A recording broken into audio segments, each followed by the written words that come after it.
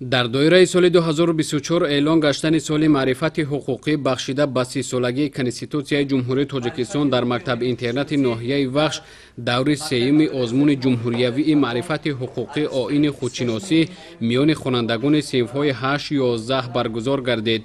مسئولین هدف برگزاری آزمون را بلند برداشتن سطح معرفت حقوقی در روحیه احترام نسبت به ولایت قانون در بین خوانندگان، پدر و مادران و آموزگاران، ترغیب ارزش‌های حقوق انسان، تشکل فرهنگ حقوقی، تشکل تربیت وطندوستی، حفظ امنیت و آزادی وطن و دیگر ارزش‌های حقوقی را تشکیل می‌دهد ارزیابی نمودند.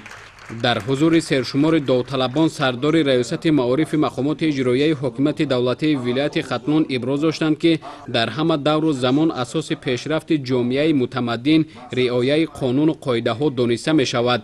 در این زمینه بلند برداشتن معرفت حقوقی اهالی از قبیل خوانندگان و آموزگاران و وسیع گردانیدن دانش های حقوقی از جمله مسئله های مهم حیات امروزه به شمار رفته، دولت و حکومت مملکت تحت رهبری پیشوای معظم ملت محترم امام علی رحمان هنوز از ابتدای حکومت کنستیتوسیونی در سال 1992 به این سمت توجه خاصه ظاهر کرده با مقصد بالا بردن معرفت حقوقی اهالی سندهای معیاری حقوقی مهم و برنامه‌های علاهیده را تهیه و قبول نمودند.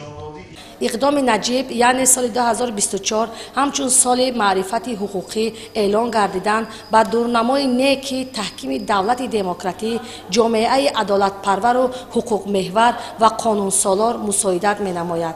واقعا جامعه که با انسانهای با معرفت و تربیت دیده تکیه می کند از شکست اراده و تنزل ایمن بوده با پیروزی سرتاسری نائل می گردد. آزمون مذکور در 4 دور از روی شرط‌های زیرین: یکم، سوال و جواب شفاهی خطی تستی در دایره موضوع و مسئله‌های حقوقی کنستیتوسیای جمهوری تاجیکستان، کنونسیای حقوق کودک. دوم، رونمایی داوطلب در موضوع معرفت حقوقی آیین خودشناسی. سوم، نوشتن اسه در موضوع 30 سالگی کنستیتوسیای جمهوری تاجیکستان. چهارم، پیشنهاد مواد چاپی، مقاله، شعر، اسه، عکس‌ها، رسم‌های بهترین در روزنامه و مجله‌های محلی، ولایتی و جمهوریوی عاید به ترغیب حقوقی کنستیتوسیای جمهوری تاجیکستان و کنونسیای حقوق کودک برگزار می‌گردد.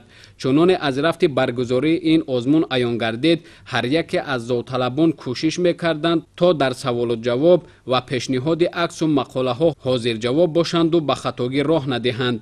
من در آزمون معرفت حقوقی اشتراک ورزیده، در دور ناحیوی و در دور ولایتی اشتراک ورزیده شدم و امیدوار هستم که در دور جمهوریوی نیز اشتراک کنم و سزاوار جایهای نمونوی گردم. امروز در دایره عملی گردیدن فرمایش مذکور و طلبات‌های نظامنامه دور ولایتی آزمون برگزار گردیده ایستاده. طبق درخواست کمیسیای دور دوم آزمون 161 نفر امروز اشتراک دارند و آزمون مذکور شفاف برگزار گردیده ایستاده است. مسئولین برگزاری این آزمون جمهوریوی را در سال معرفت حقوقی موافق به مقصد دانسته، زیرا گذرانیدن چنین جمع آمد و آزمون‌ها می‌تواند در بلند برداشتن دانش‌های حقوقی نسل آینده ساز ملت تأثیر مثبت رساند.